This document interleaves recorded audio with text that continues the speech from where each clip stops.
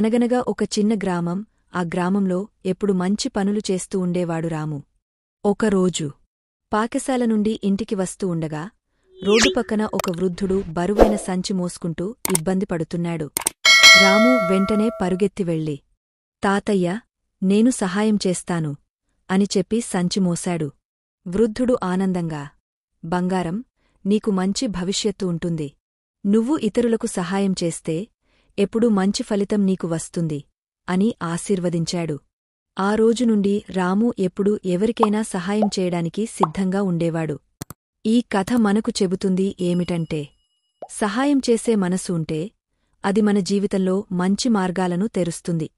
మీరు ఇలాంటి కథలు వినాలి అంటే మన నందుస్ టీవీని సబ్స్క్రైబ్ చేసుకోండి.